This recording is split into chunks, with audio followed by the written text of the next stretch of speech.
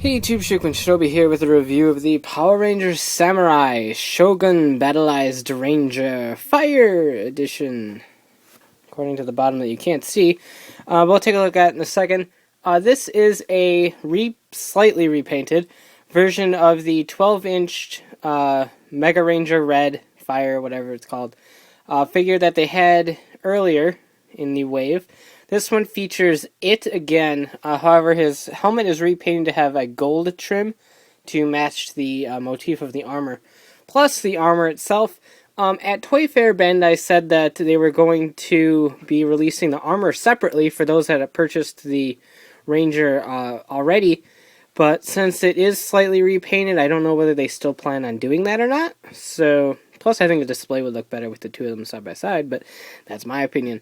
Okay, so box, pretty much typical thing. I just really wanted to show off the suit picture of the Battlizer. It looks fantastic. I really love this Battlizer. I really hope it shows up in the show. As of this recording, the last episode that aired was 16 boxed in, where following the Shinkenger footage, we were supposed to get a super mode of some sort. But that didn't happen because we deviated from the Sentai finally. So, as of this recording, I have no idea whether he's actually in the show or not. Hopefully he will be, because I really dig this design. It comes with a bookmark card-like thing over here. I'll show that off. Shogun Battlizer Ranger Fire. Morph to Shogun Ranger. Mega Ranger on this side. Then on the back it just shows the figure, the armor, and then the combined mode. Attach battle gear. I will. So, pretty boring package, so let's go ahead and take a look. So here we have the Red Ranger out of the package. He is the same mold as the one previously, just with a gold trim on his head. The original one had all of the pegs, all of the holes necessary to attach that stuff. So if you have the original one, you can wait and see if they release the armor by itself. But personally, I think the gold trim really helps accent the armor pieces. So I suggest just getting this released. There we go.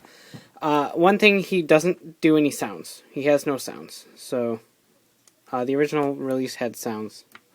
So if you really want the sounds, you can get the old one and switch heads or something.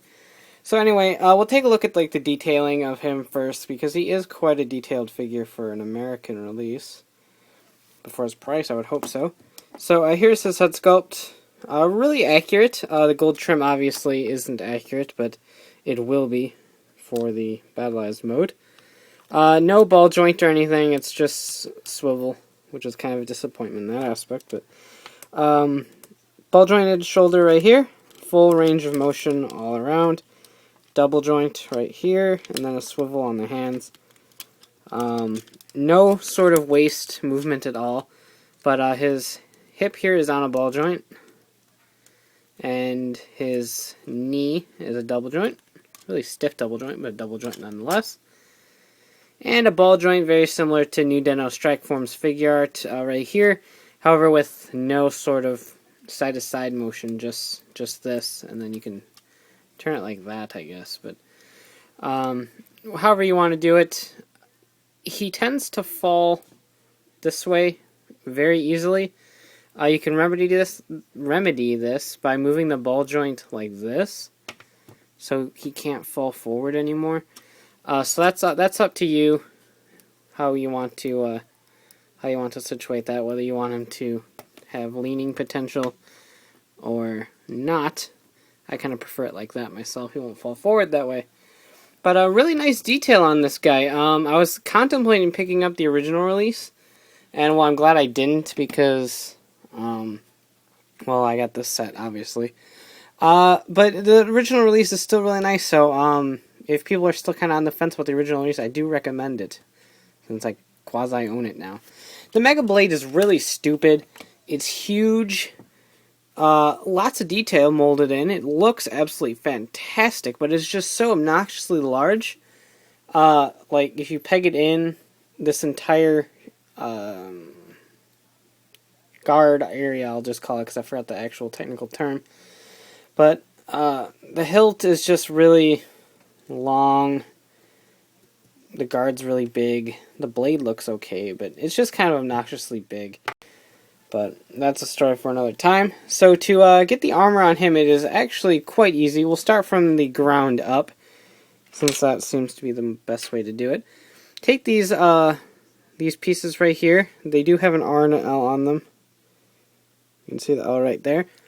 Those just peg right into these little tiny holes on his feet. So you just slot those in. Right there. These peg right into the holes right here, right under his knees. Again, all the parts that require you to have a certain direction are labeled R and L, so you know what you're doing at all times. Alright, so we got those going. Next up, we're going to switch the chest. So pop this piece off, set it aside. You no longer need it. Pop that in right here. It looks kind of weird right now, but it'll look better, I promise. Take the front part of his belt guard region. There's 2 pegs right here and 2 holes. Just go ahead and slot those in. Take the back piece, plug it right in.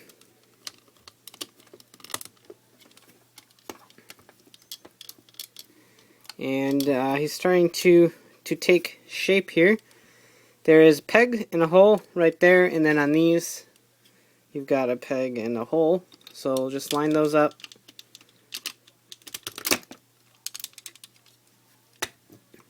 He does have tendencies to kind of flop around a bit. So plug those in. Take his arm guards. They will plug right into that little hole right there. And on that side as well.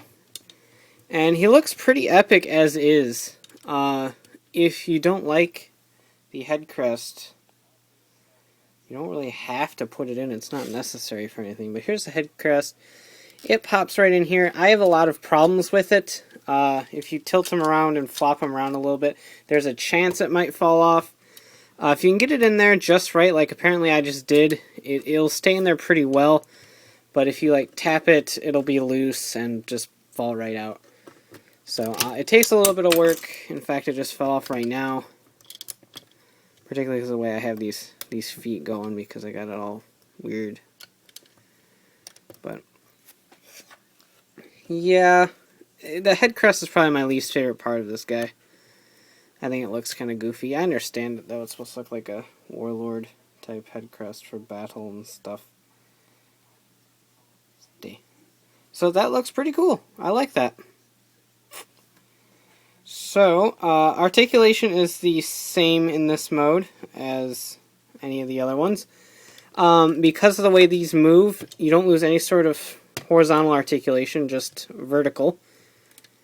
And these move so they don't hinder the leg articulation at all.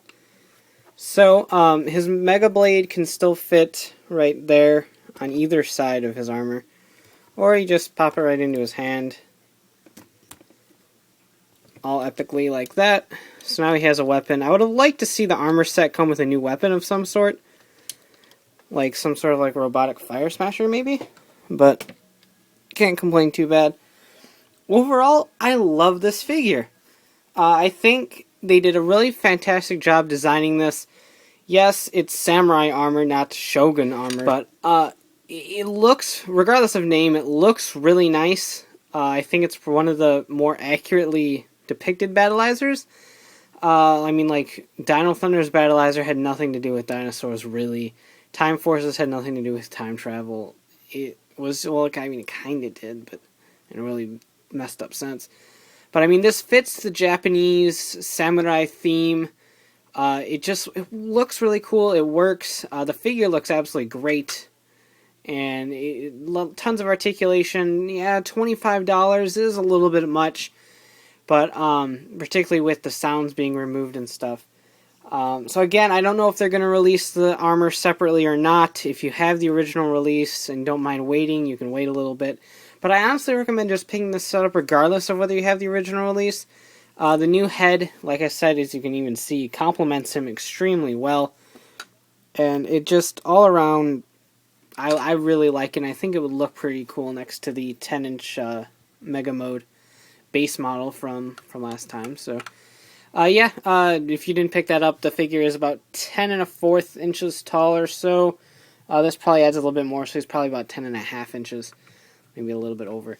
So, pretty cool scale. Fits in with Project BM figures or any of the other sort of taller collector lines. So I think he's a great fit to any collection and must-have, considering we don't know whether we're going to get any sort of 4-inch scale Shogun-esque armor designs. So, lastly, this comes with a little bookmark-esque thing. So you have the Mega Mode, and then the Shogun Mode, Mega Mode, Shogun Mode. Pretty cool.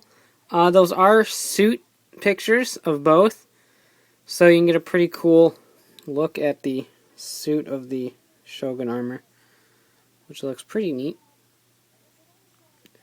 Samurai logo down there, and on the back we've got a little bio-esque thing. Mega Ranger Fire for the base mode. Red Ranger is the leader. The Ranger's element is fire, and his Zord is a lion. In Mega Mode, his Lion Zord enlarges to protect Earth from Mega Monsters. Okay. Then Shogun Ranger Fire. Red Ranger is the leader of the Samurai Rangers. When in Super Samurai mode, he is able to call upon the power of the ancestors, in capital letters, to morph into a Shogun Ranger.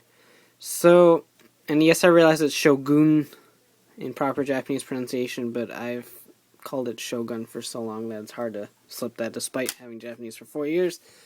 So it comes with that cool bookmark thing. I mean, as for that's concerned, we have no idea whether the Super Shinkenger outfits are going to premiere in Samurai or not, or whether this is even in Samurai. So, hopefully, both of them can be in there. I definitely want this in here so much. I think it would look awesome on screen. So I really want to see that. Great figure, highly recommended, and we'll see what happens. So you can check out a written review at RiseRangersRambles.com, bringing you the latest token news in the craziest way possible. And of course, you can talk about Samurai and the toy line at the Ramboards at RiseRangersRambles.com/forums. So take care, have a great one. Bye.